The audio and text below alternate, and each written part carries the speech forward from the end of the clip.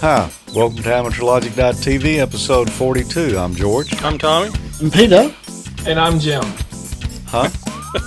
No, I'm you. We got Emil with us today. Good to see you, Emil. We've been threatening to get you on here for a while, and you're here at last. Good to be with y'all. Jim is not here today. He's feeling a little under the weather, so we decided we'd pull this motley crew together and get this thing out there. It's been a hot summer here, and there's been a lot going on. We're still working on the shack here, but it's come along pretty well. And you can see we've got Emil sitting over here in a monitor because it was kind of a last-minute job here to get that done. And Peter, we've got him keyed in over there, we think. There's right nothing there. Yeah. Oh, yeah, I see him right there. I think he just rubbed his chin. Yeah. Sorry, Peter. Well, let's get started here. Tommy, have you got an email there on a recent topic? Man, I have some emails here. I got several of them. I've got an interesting one here. This is from Richard, KK4IOY. And I believe we talked to Richard on the Echolink net the other night. Yeah. And he was asking about the Raspberry Pi, which is kind of a hot topic right now. He's asking about how the output looked using the composite video out. And at the time, I had not tried it. And I recently did try it. And it doesn't look as good as the HDMI, obviously. The resolution is lower, but it actually made it a little bit easier to see on my HD TV. Really? Because the text is so small. It wasn't like a C64 or a Coco? Well, it wasn't real clear, but it actually, I didn't have to use my glasses to see it. Oh, okay. It's not quite as crisp though. But anyway, he goes on and shows a link about a project a guy did using the Raspberry Pi, and you can see it here at the link below. Anyway, it shows the he took the Raspberry Pi and attached a keyboard to it and a little LCD monitor he tapped into to run off of 5 volts as well. It's a really awesome project. You guys ought to check the link out. Cool. Anyway, I appreciate you sharing that with us, Richard.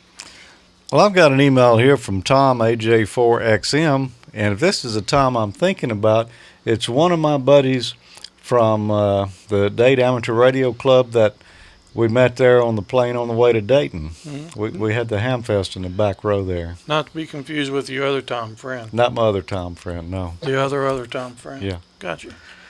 He says that while the video's not quite up to Amateur Logic standards, he's excited to announce they've started an ambitious project to expand the WS4 SFM exhibit at the South Florida Science Museum. And it's called Lasting Moments of First Excitement. And they've got a Kickstarter program going. And he'd like you to go to this link here and check it out. It's combining technology available with computers and the information available via the internet with the worldwide wireless communications offered by amateur radio. It looks like an interesting project. And they've got a Facebook group. It's the West Palm Beach Amateur Radio Group, Inc. So check that out and see what Tom and the guys down in South Florida are up to. Peter, what have you got down there? Yes, George, I've got a email here from, or rather a suggestion from Ray VK4ZW for a QRP segment. And he's pointed us towards the New Jersey QRP Club as a group that could possibly help us out in that regard. I actually have a SoftRock SDR kit floating around, which I haven't gotten around to build, but I do understand, and that's a 1 watt kit, but I also do understand that, George, you're thinking about buying one and, in fact, building one on the show, which might meet this requirement. Yeah, I've built 3 of those before. I've built a SoftRock 40 that was crystal bound, just had a crystal in it. So it was a fixed 1-band device, covered part of 40 meters. And then I built a couple of frequency agile ones that one I still use. I feed IF out of my HF rig into it, and it makes a nice little SDR. But what Peter's referring to there is I'm planning to build another SoftRock here, and I'm not going to buy it there. I'll fess up. they're going to send me one to build, but we're trying to decide which one to build. And there's a poll right now on the Amateur Logic Facebook page that you can take to help me decide which of those soft rocks I should build. Now, it'll be built on the other show on Ham Nation and Smoke and Solder. And we're going to announce it in advance so that those of you at home who'd like to follow along can order your kit, and we'll all build it together. So that's going to be a fun project. Jim, have you got any emails down there? By Jim, I think you're meaning Emil, George? Oh, Emil, sorry. All righty. I have a comment left by Joe Peltola on AmateurLogic Facebook group. He wrote, to track the Curiosity rover over distance and make sure the wheels are not just spinning, the tread on the wheels leave marks in the sand that the cameras can look at. The tracks in the sand will look like the Morse code for JPL, the Jet Propulsion Laboratory. I thought that was a pretty neat thing that they left there. Sounds like they might have some good amateur radios in that project. That does sound like a really neat idea. And Morse code on Mars, who would have thought? Yeah, it's pretty cool. It's not dead, is it? No, apparently not. At least not on Mars. Not here either. There's a lot. Do you do any Morse, Emil? Very little, and when I do, I'm cheating using the digital master software from my Ham Radio Deluxe. That's the same way I do it.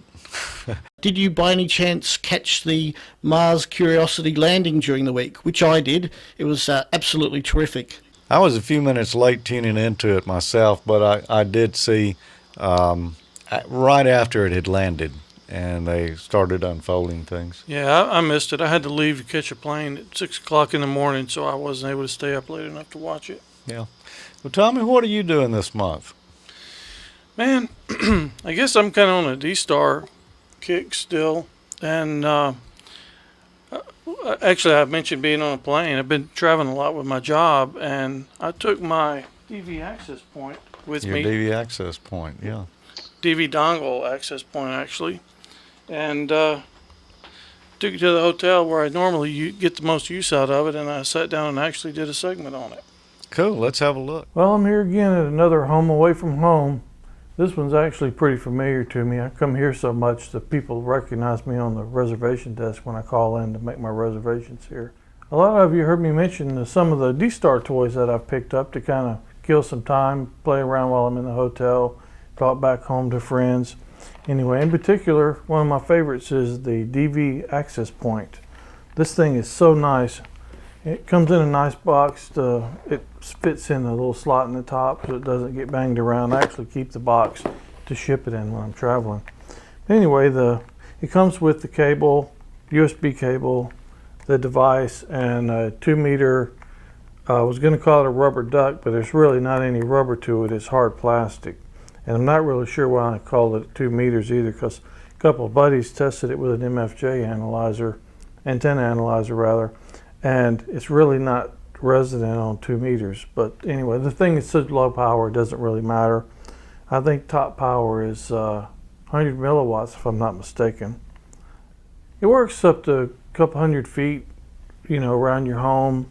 I haven't had any trouble out of it. Some people have actually hooked this thing up to an external antenna, 60 feet in the air, so a high gain antenna, and gotten 2, 3, 4 miles out of it.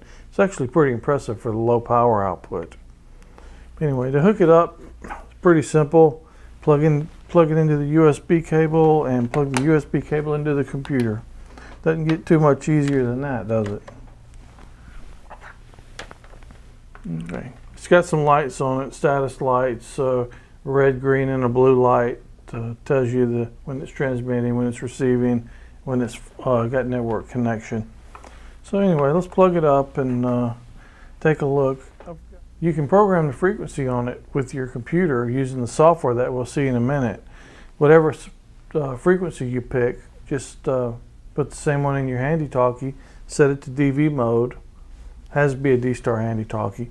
This thing doesn't really have much smarts. It basically just passes the data through that comes from your handy-talkie. If you've got the GPS mic or a GPS connected to your radio somehow, it'll actually pass the GPS data through as well. It trunks the data through the internet so you can connect to repeaters and reflectors from all over the world. That's the big draw to it for me. I love using HF when I'm at home, but I'm gone so much. This allows me to pretty much always find somebody on. It's been a rare occasion that I've used that thing and flipped around to the different reflectors and a few favorite repeaters and not found someone talking. I like to listen as much as I like to talk, so anyway, it's really great for me to kill time while I'm away from home. Let's take a quick look at the software. We can go to the webpage www.dvapdongle.com and it'll bring you up to this page. You can download the software from the downloads link right here. To install it, you're going to need a driver for the USB port that is built into the dongle. So if you've got Windows, you can get it at the links provided here, and there's also one for Mac and Linux. Go here and make sure you got the drivers and the software you need when you get your access point. There are a few commands built into the access point. If you enter DVAP with an I, it'll give you a voice ID. DVAP with an E will echo back anything you say. So if I key down and if I have my radio set to send DVAP with an E at the end for the command, and I'm talking to it, when I let go of the key, I'll hear exactly what I sent back. And I use that a lot to check my signal and make sure that I'm not too far away from the access point. You can record your voice messages, do custom ones for your commands and things like that. Anyway, let's take a look at the actual software. I already downloaded it, and it's basically you just download it and unzip it and put it into your folder, and it's that easy. Enter your call sign. Your call sign has got to be registered on the D-Star network or you'll get connected in read-only mode. I would also suggest if you get one, the first thing to do is go join the Yahoo group. There's a DV Access Point Yahoo group that's got a lot of information. Robin Cutshaw, the guy that developed the device, hangs out on there a lot, answers questions, very helpful guy. Anyway, it's a great resource. So you can see the USB port that we'd got defined when we installed the driver off of that website we just showed you. Connected to the computer. So we just click open and it'll make sure that you've got the most current software and opens the port to your device. You can see your serial number there. You can adjust the power. Most of the time I leave mine low because it's sitting right there, although high is actually low in actuality. You can record whatever's transmitting through your access point and you can play it back. The downside of that is it's not a standard file. I wish it were an MP3 or a WAV file or AIF file, anything that you could play with regular software, but it's not, and I have not found a way to convert it yet. So let's turn on the handy talkie. So let's go in and pick a reflector. We'll pick 30 Charlie. That's the one the Georgia D-Star group hangs out on. It's usually pretty busy. Hopefully we'll hear someone. And we'll just hit transmit. Remote system linked. And voila. So we'll go into CQ mode on the radio and it's done. If we were to start talking, anyone connected to the reflector would hear us. Let's see how many people are on there.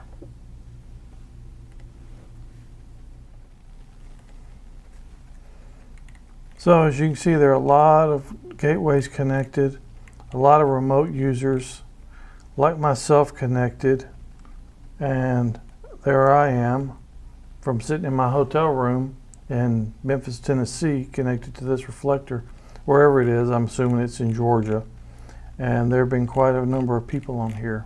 So anyway, there's almost always someone to talk to. Let's try another one. We'll send a U to disconnect.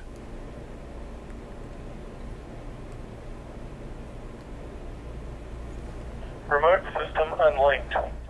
Remote system unlinked. Gives you voice prompts back, which is very nice. Well, let's pick another one. We'll try, let's just try my home repeater, the K5RKN repeater. Remote system linked. Remote system linked. And we'll go back into CQCQ, and we're good to go. N5Z&O.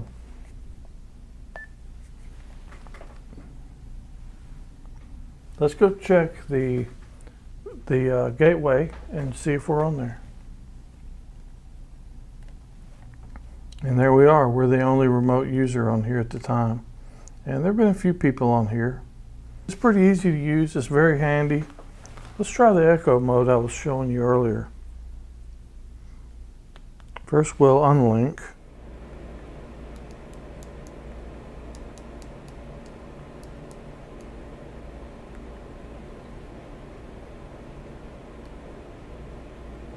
Remote system unlinked.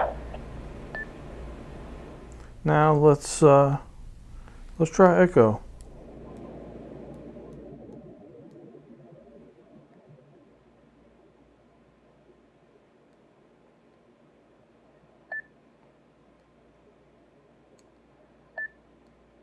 N5Z&O. N5Z&O. Well, that's kind of it in a nutshell. You can see it's a pretty handy little device. It cost about $250. It's a little bit pricey maybe, but if you don't live near a D-Star repeater and you want to explore the D-Star world, it's not that bad of a price to pay. If you're gone a lot like me and you can't bring an HF rig with you, it's not really practical, then it's kind of the next best thing. You can talk all over the world from sitting right here in your hotel room with your handy talkie and your access point. Well, that was really neat, Tommy. I've talked to you using that thing a few times, and you know, you can't tell that it's anything different than a repeater. Yeah, it's an awesome little device. It really opens up a whole new world, really. You know, if you're interested in D-Star and you don't have a repeater close by, you pretty much have a repeater in your hand. In the segment I mentioned that some of my buddies tested the plastic duck here, and it wasn't resonant, so I was going to try it myself, and it's really not. It's not resonant anywhere on 2 meters. You use the MFJ 259B to Yep. test it. Sure did. And I couldn't find any place where it was resonant, but the thing's only like 10 milliwatts. It doesn't really matter. Probably just as well with a paper clip in it. But anyway, it works pretty nice. Interesting. Well, I've got another email here that comes from Pete, W2NJU. And Pete says, "Hi, George. I've been using dipoles, which were graciously given to me by a fellow club member. The dipole's a little weathered, and I noticed that one leg on the ladder line was coming loose where it wraps around the actual antenna wire, and I figured I'd do a little smoke and solder to fix it, and it hit a problem. The solder's not sticking to the union of the feed line and the antenna wire. It's turning brown and leaving a brown, tacky residue on the wire. The stuff that falls to the ground is silver, as it should be, but the repair is just brown and tacky. Any ideas?" Well, Pete, the first thing you need to do is take those wires apart and clean them both up real good with some Scotch-Brite or steel wool or something like that to get all the existing stuff off of there. Then try using a little bit of solder flux paste. Put that on there. Make sure you got enough heat on your iron. Heat those wires up, and then feed the solder in right to the junction of where the wires meet in the soldering iron tip. But mostly, you want to touch that solder to the wire and let the wire melt the solders rather than the tip of the iron. And if those wires are solderable, that is a word, isn't it? Solderable. It is today. Okay. Well, if they'll hold solder, then you should have a good job. If you can just apply the heat on there and don't burn everything up.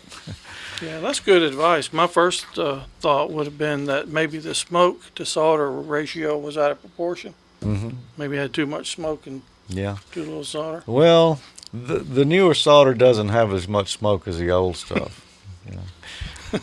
You got something from Jerry there, don't you, Tommy? I do. From Jerry NF9L.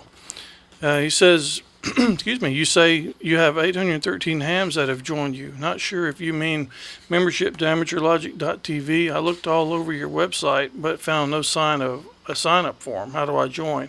And that's probably us. We were talking about that many members of our Facebook group, the Amateur Logic Facebook group, and it's actually up to about 890 now, roughly. About 888, I think. It was 890 when I looked a little while ago. Was it? Okay. Yeah, so. Anyway, it's growing really fast. So if you're not a member, come on and join us. It's a lot of fun, a lot of good conversations going on. Ham radio, Raspberry Pi, anything technical. Yeah. Peter. I've got a email here from Rich in Florida. Rich enjoyed my Raspberry Pi video last month, and my comment about hiding under a rock. He hadn't heard of the Pi before. It's almost unbelievable, but has now ordered one. Well, that's great, Rich. And there might still be one or two people out there that haven't heard about the Pi. I suggest perhaps look it up on Google and learn more about it. It's a low-cost development board that you can do a whole lot of different things with, including making a media server. And that actually brings me to this month's segment. I've actually got a follow-up segment to last month's Raspberry Pi segment, and I thought using a keyboard wasn't an ideal situation with a media server, and I found a way that you could actually use your tablet or your mobile phone to actually control the Raspberry Pi. Hello everyone. Last month we built a media server. We used a Raspberry Pi and we overclocked it for extra performance. This month I'm going to show you how you can use your iOS or Android tablet or phone to control the media server. The first thing we're going to do is to find out what our media server's IP address is, and also change a few settings. The first thing we do is go down to System Info under System, and there under Summary we should see our IP address, which in this case is 192.168.1.7. So jot that down for later use. Going up the menu one step, we go to System, across to Settings. Now there are three settings that I found worked for me. Under Services, down to Web Server, make sure that Allow Control of XBMC via HTTP is checked. Under Remote Control, make sure that allow programs on other systems to control XBMC is also checked. And then you go up the menu again, and then down to System. And under there you'll find Input Devices. I made sure also that Remote Control sends keyboard presses, and made sure that that was checked as well. So once you've done all that, the next thing you'll need to do is to go into either the App Store, if you've got an iOS device, or into Google Play and download XBMC Remote. Or it might be listed as Official XBMC Remote. So download that and install that on your device, and we'll now proceed to change the settings in that software. Okay, over here, as you can see, I've downloaded XBMC Remote. Let's open that up, and it's telling me no hosts detected. So I'm going to have to put in a host, that is, tell it where to find XM or XBMC. So go to Settings, no host defined. In order to add host, press Menu. So close that and just press this little button down here, like so. Add host. Actually, I might go back just because there's a slightly easier way. Just go back to the menu again. Instead I'll use the host wizard, which is a little bit easier. Now under the name for the host, I'll just call that XBMC. Under the IP address, well, we knew that before that was 192.168.1.7, and we press next. It's telling me that the event server of XBMC is used to remotely control XBMC. You might have to click OK there. I've already done that in earlier on in an earlier installation, so I don't need to worry about that. And click Next. Couldn't mute XBMC through the event server. Please check if UDP port 9777 is blocked in your firewall. At this point, I just ignored that and just hit Finish. OK, and then go back to the menu. And let's see if we can now control XBMC using the remote. Alright, here goes nothing. So we press XMBC Remote. Use as remote control. Let's see.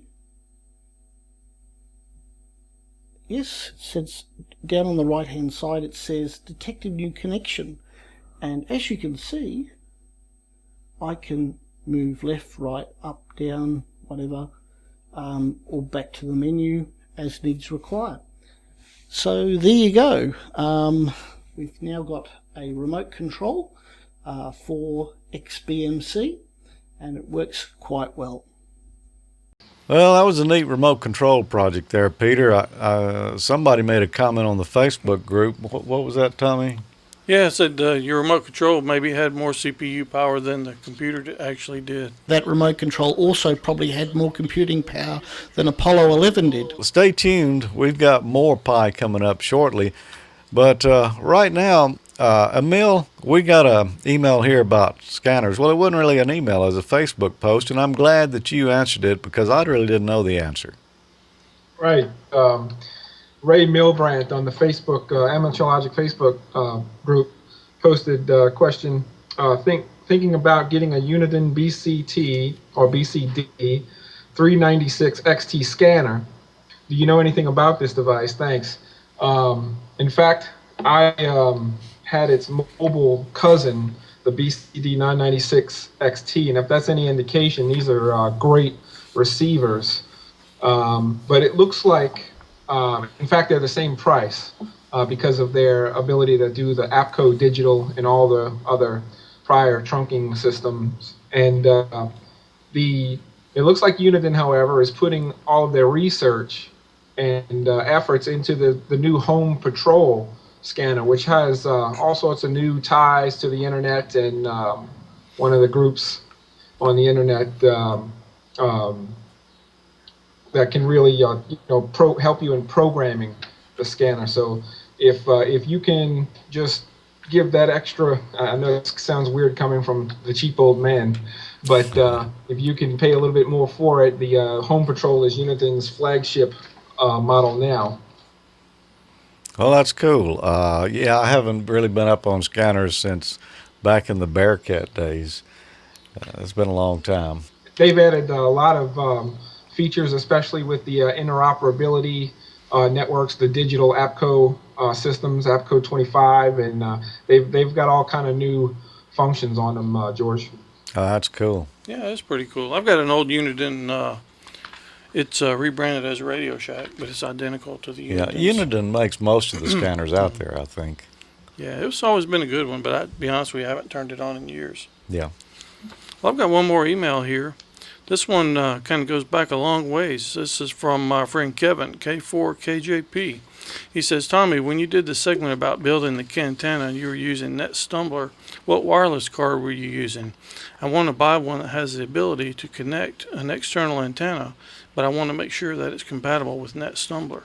And that reaches way back. If I'm not mistaken, Cantana was episode 3, wasn't it? I think so. Yeah, that's a long time ago. But the card that I used was an Orinoco Classic Gold PCMCIA card. Had an external antenna connector on it. And I honestly don't remember which one we used in the... we used a Linksys, and I don't remember the model number. I'm sure you can't get it anymore, but it was just a little box, and the antenna folded up on it. It didn't have an external connector, but it did have a little pigtail that went to the antenna, and I disconnected that and hooked it to the element inside the can there. So it was a little hodgepodge, but it worked really well. Which one did we use on the other end? That one I'm not sure what Jim had. It may have just been the Wi-Fi built into his notebook. Okay. But he just had like a little dipole antenna on top of his truck, so it wasn't even cantenna to Yeah, cantenna. well, I know that Orinoco card had an external jack on it, and So that could have but it's been what he used. PCMCIA, but you're not gonna find a computer that fits in anymore. So anyway, Not I don't really. know if you guys know a good one that works with NetStumbler now, but be kind of cool. Maybe drop a message on the Facebook group with some suggestions. Yeah. Well, Email, we know that you're the king of cheap. What have you got for us this month? Well, the newest cheap old man minutes, and it is turned into minutes. I'm finding some subjects that are taking a little bit more time than just a minute. So this episode is me exploring the Winlink global email system using a new protocol that's even better than cheap. It's free, and basically you don't have to have a TNC, a physical TNC, to use this new protocol, because the TNC is a software TNC. It's called WinMore. So that's the segment. Just imagine being able to send email from anywhere in the world with professional features like HF propagation prediction, and not having that TNC is a big deal from a cheap perspective. So that's my segment.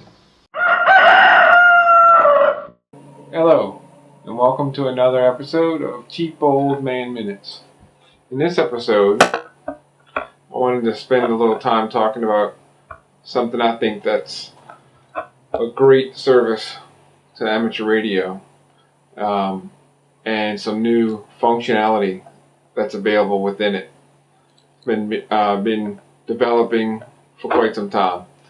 Winlink 2000 is a global radio email system that's been available for some time, and with hundreds, if not thousands, of HF stations available for relay of electronic messages via RF, and many more via packet, VHF and UHF. The system is well established to handle all sorts of traffic via RF. So you may be wondering, what's the big deal? It's been around for a while. Many different protocols, well-established system for relaying messages. What's the big deal, and why is this a cheap old man minute? Well, there's a new protocol on the block in the Winlink system that does not require a TNC. In fact, it uses your sound card, just like many digital communication devices are doing these days. It uses your sound card as TNC. The program itself is very familiar, as it looks like most common email client software, like Outlook or others.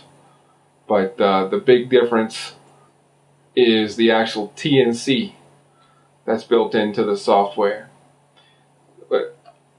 And one of my favorite features of this to definitely check out, and makes a much professional use, in my opinion, is the channel selection capabilities. It uses the VOCAP HF prediction software to actually pick the best propagation for whatever your situation might be, to get the message out of your area, especially if you're in the affected area of a situation or an emergency situation. The VOCAP system will basically can tell you what your best bet is via HF to get that signal out. I thought that was a wonderful addition and to the software. Besides RF, you can also hit the major telnet sessions of the Winlink 2000 system, and via the internet. And of course, if you want to go that far, you can actually become a sysop of some of these systems and offer your own services or equipment for the cause. So with that, I'll say thanks from KE5QKR, and that's another cheap old man minute. And that's pretty cool, Emil. The HF propagation prediction part, that kind of helps on the reliability, doesn't it? Yes, it does. It really makes a difference when you're trying to get your signal out. Yeah, it's pretty amazing. Thanks for sharing that with us. Well, I've got an email here.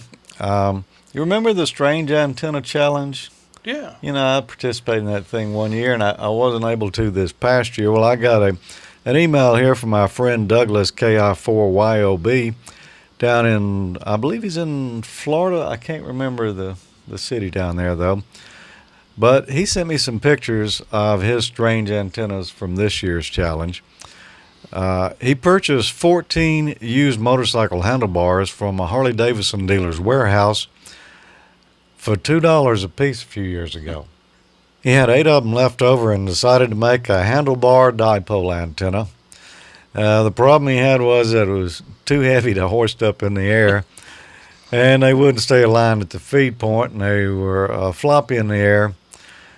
So he took one of the elements, 4 sets of handlebars, and made a vertical, nowhere near as straight, you know, by any means as a regular dipole, but it was a vertical antenna. And then he laid an aluminum ladder on the ground for a plane and suspended the handlebar array via some 2x2s and some clamps and a pair of 8-foot step ladders. Oh, wow, man. That is neat, isn't it? Yeah. He said he did add a 5th set of handlebars to the top for a physical height of about 13 feet, but a linear length of radiator closer to 16 feet. 16 feet of handlebars, man, that's a lot. Yeah. Anyway, we appreciate you sending those pictures along, Douglas. The Strange Antenna Challenge, I don't remember the date right now, but that's a nice event that you might want to participate in, especially if you've got some junk laying around. And Emil, it sounds kind of cheap to me. Hey, I'm for it. That's a pretty interesting thing. I looked at a lot of those on the website also. But, go check them out. It's pretty interesting. Yeah, I kind did of crazy stuff people I come did up it with. one year, and mine wasn't quite as crazy as that, but it worked. I made a few contacts. Peter, what have you got down there? My final email is from Kevin, ZL1KFM from New Zealand, and he writes that he's just got his Raspberry Pi and is searching for any ham projects as well as a media project for his car. Well, hopefully we'll have a project or two for the Pi in the future, but I think you've got something this month for us about the Pi, George. Well, I do, Peter. You know, I had gotten 2 of them, and I hadn't had a chance to do anything with either one of them. I did talk about it a little bit in a Smoke and Solder a couple of weeks ago, but this weekend I had a chance to finally get my Pi out and get it booted up. And, you know, some folks may be intimidated by it, you know, being a Linux computer and some not really what I would call low-level stuff, but you got to follow instructions. So I went through and produced a segment here showing you step-by-step my recipe for the 10-minute Raspberry Pi. In the last action-packed episode of AmateurLogic.TV, Peter showed us his Raspberry Pi, told us a little bit about it, and showed us his media server. Well, I've had my Raspberry Pi now several weeks and just got around to playing with it. So today I'm going to show you from ground zero how to start to get your Raspberry Pi up and running. This is a neat little $35 Linux computer, and it's going to be a lot of fun. The first thing we need to do is find an SD card for the unit because some SD cards won't work with it. Fortunately, there's an online resource at elinux.org, so we'll go to that website and then we'll do a search for Raspberry Pi SD card. Once we get there, we'll scroll down until we find RPI Verified Peripherals. Click that link. On the right-hand side, we'll scroll down and look for SD cards, and here we'll find a listing of all the working SD cards and those known not to work. I printed out this list and took it with me to the store, so I had an easy time finding a SanDisk 32 gigabyte card that would work. I plugged the card into my ancient SD card reader, and unfortunately, it just wasn't fast enough to read these new cards. So it was back to Best Buy, where I picked up a cheap Dynex card reader, and it worked just fine. So back to a nearby web browser, and now we go to the raspberrypi.org website. Once we get there, we click on Download to go to the Downloads page. Then we'll scroll down. I'm using Windows, so I'll look for the Win32 disk imager. I'll click that link, and it'll take me to Softpedia where I can download it. But you need to be careful here because there's all kinds of crap they throw on there that tries to make it look like it's a download link, and in fact it's not. So look carefully till you found the download link. Now, if it wants to install some kind of download manager for you, don't do it. Just go back and keep looking around, and you'll eventually find the link where you can actually download the file. Now we go back to the raspberrypi.org downloads page and look for our Linux distribution. There are several on here to choose from, but the one that's probably the newest and I've heard the most about is the Raspbian Wheezy distribution. So that's the one I'm going to get. Now there's two methods here to download. You can choose a torrent, which is what they recommend, or you can do a direct download. I'm going to do a direct download here just to show you that, since I don't have a torrent client installed. Now this is going to take several minutes to download, so you may want to take a break and grab a snack. Popcorn freshly popped and buttered. Look good? Sure, it looks good, and it tastes even better. Get some now. Now back to the downloads page, and we notice a checksum here. That's a number we'll use to verify that we got a good download. We'll click here for the instructions, and if we're running Linux, here's the instructions for checking it there.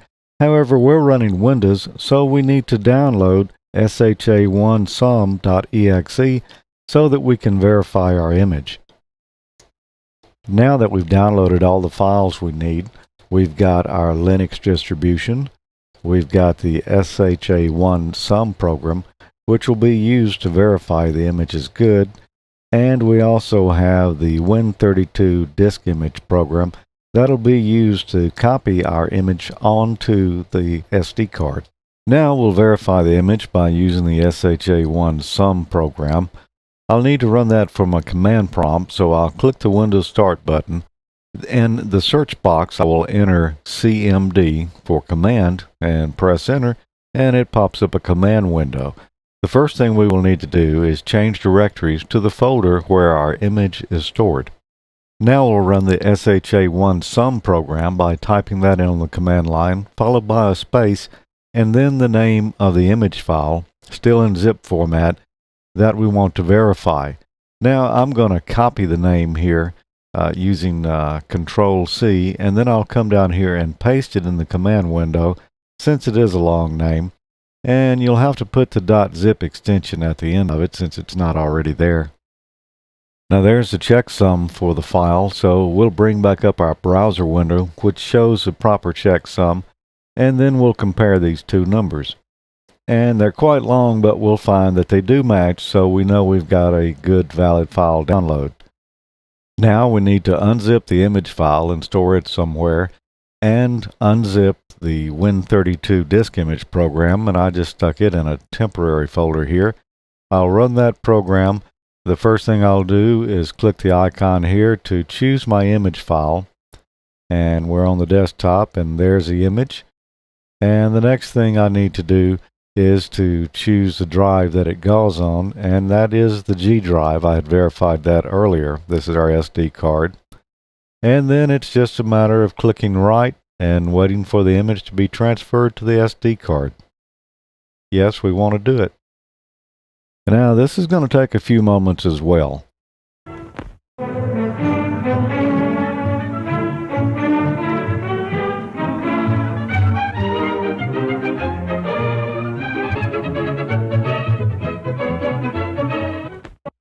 It looks like we have success, so it's time to leave the PC and move over to the bench with the Raspberry Pi.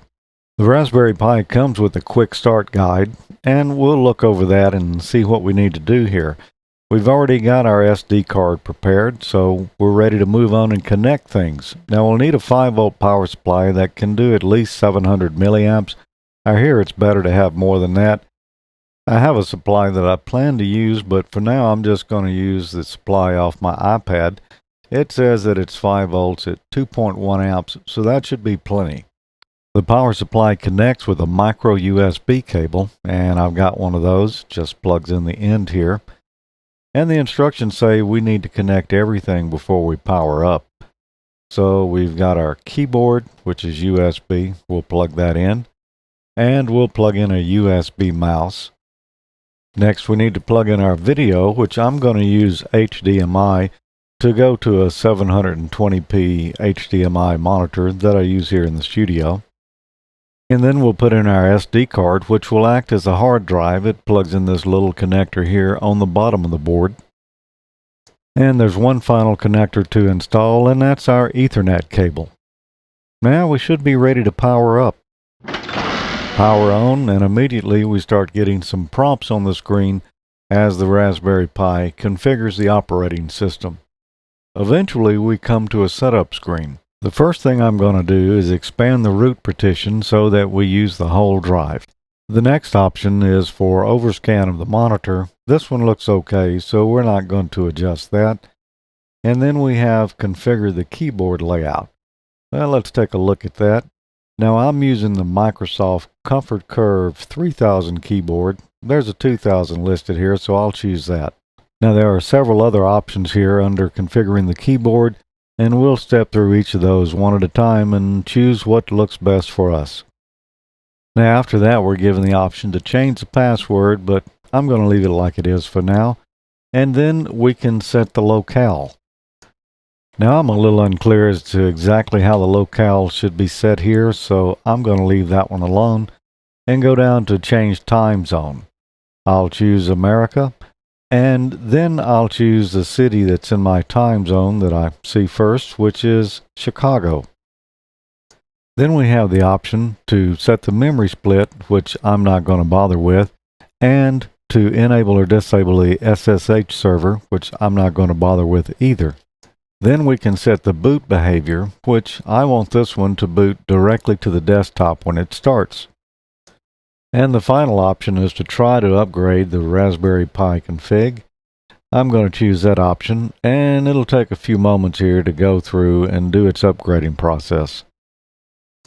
After that, we're finished, so I'll click Finish, and it wants to reboot the system, and I'll say yes. And after a while, it's finished doing all its configuration again, and it boots into the desktop. And there we have it, the Raspberry Pi desktop. Now, I'm not a Linux guy, so I don't understand everything I'm seeing on here, but we'll find a web browser and see if we can locate our favorite website. Looks like it worked. We'll navigate around here a little bit. Now let's try one other thing. I'm not much of a gamer, but let's try Wormy. Well, that didn't take very long, did it? Well, there you have it, George's 10-minute Raspberry Pi recipe. It's pretty easy, man. It's not nearly as intimidating as a lot of people think it would be. No. Yeah, and after it gets running, you got the GUI there. It's really similar to Windows anyway, so don't be scared of it. Get you a piece of pie and have some fun. Yeah, $35 and then a memory card and a power supply, and you're off to the races. Yeah. You probably got a keyboard and a mouse and a monitor or a TV set or something laying around already. So, nice little project. I plan to do some more stuff with it in the future. I don't see a lot of ham radio projects for it out there yet. There's a few, so I'm hoping, that some amateurs are going to get on board here and start recompiling some of this stuff for the Pi. Yeah, Robin Cutshaw actually released a version of his program that will work with these for the Raspberry Pi also. But it doesn't do everything that No, I think it makes it a network device actually, and then you can connect to it from another computer remotely, run your client.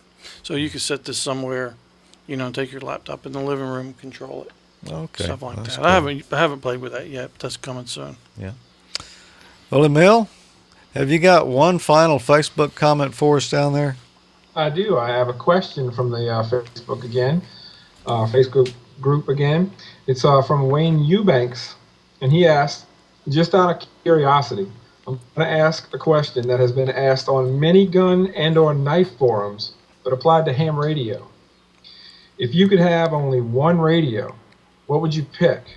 I'm pretty sure my choice, but would like to hear from others' opinion.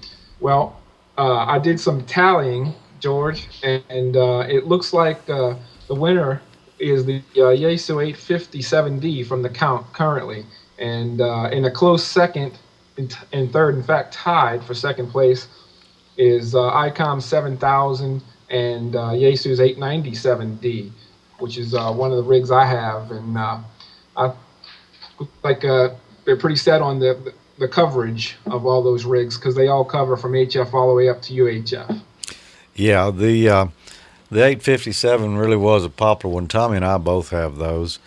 And I put down, though, the IC 7000 because he didn't say anything about price. So if I could have either one and didn't have to buy it, I'd go with the 7000 because that is a super nice rig. But the 897, that's the 857 with the battery pack in it. Does it have anything else, Emil? Let's see. That's pretty much the difference. The size of it and the internal battery compartments. Actually, two. You can have two batteries in that rig, so it's just a lot bigger than 857D because of that. Oh, cool. Well, we hope everyone's enjoyed episode 42 here of AmateurLogic.TV. It's been a busy and hot month here, but hopefully you'll be watching this on the 15th or pretty soon afterwards. I do want to bring your attention to one item here over on the other show on Ham Nation. I'm running a contest right now on Smoke and Solder. We're giving away an ICOM IC7000, a $250 gift certificate from Comet Antennas, and a $250 gift certificate from Diamond Antennas. Oh, nice. Yeah. Wow. Very nice. If you would like to get in the running and try to win that, what you need to do is post some pictures of your mobile installation to the Smoke and Solder Facebook group. Just started last week. People are just now posting on there.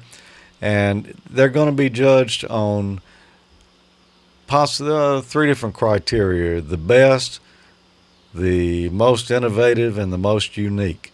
And the way we're doing it is you go on there, you post your mobile photos, and then the other members of the group, which none of us will be voting on it. I guess Emil and Peter might, but Ray and I won't be voting on it, and none of the Ham Nation staff.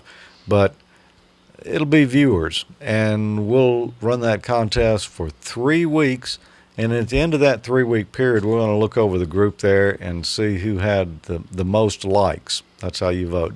And then we'll put that in a poll, and you can then vote again on that poll of which one of those 10 top viewers or top mobile installations should win that IC7000 and those antenna prizes. Now, you don't have to use the 7000 as a mobile rig. You can use it as a base.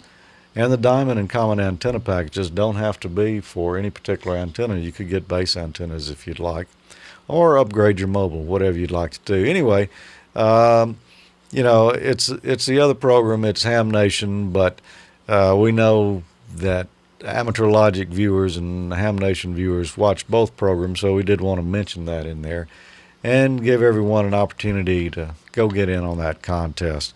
Tommy, have we got anything else we need to go over before we wrap up here? Yeah, if you're not a member of our Facebook group, come join us. It's a lot of fun. Follow us on Twitter at AmateurLogic. That's about it for this month. Yeah, we do have a Google Plus page as well, Amateur Logic Google Plus page, but there's not as much on there since, the group members can't really post on Google Plus.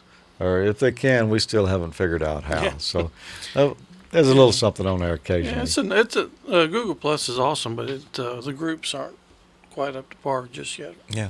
Peter, what about you down there? Anything going on noteworthy? Not really, George. Just we're just having a rather cold winter down here, but yeah. Look, I just wanted to say that that is a great contest, and although you didn't mention it, although you mentioned it on your Facebook page, that you're not actually, you're not actually putting any likes on any of the photos because you don't want to be showing any favoritism in terms of the judging. So I thought that was really good. Yeah. You know, if you look on there and I don't click on like on your installation, that doesn't mean I don't like it. It's just I'm trying to stay impartial, so I'm not voting on any of them myself. Emil, it was great to have you with us this episode. You're not that far away, probably 3 hours or so, and I'm down in your direction ever so often, so maybe we'll hook up down there and have our own Hamfest one day. All right, George. I'll be glad to meet you in person. All right. Speaking of Hamfest, we'll be at Huntsville. Yeah, next weekend. Yeah. So those of you that watch us on the 15th, maybe we'll see some of you at Huntsville out there. Just keep an eye out for us. Yeah, that's going to be a lot of fun. I don't know, Emil, are you going to that one? No, I don't have plans. I'm doing a lot of things with my daughter in college down here in the South, so I don't have plans on making that one. Okay. Well, as you can hear in the background, the repeater is back on the line that's been down here for the past month or so almost. Maybe 2 or 3 weeks. It feels like a month. Yeah. So we got the EchoLink node back up at W5PPB-R. And we'll be running that EchoLink node here Monday night. Why is that, Tommy? That's because we have our AmateurLogic net on the first Monday following the release day of the 15th. And it's usually the third Monday of the month. I can't see the calendar here, so I don't know if that's the case this month or not. So y'all join us Monday night. Well, I don't know what date that is. 15, 16, 17, 18, 19. Probably the 20th. Does that sound right to you? The first Monday following the release. Okay. That's the only way I can keep up with it. Yeah. But anyway, we had a great crowd last time. We did. It actually ran kind of long. Had some good discussions even after the net. So. Yep. So join us for that EchoLink net this coming Monday night, and we'll have a big time and look forward to seeing everyone. You want to wrap us? I'm not too good at rapping, man, but I will see you guys next month. I'll see you again, 7-3. 7:30.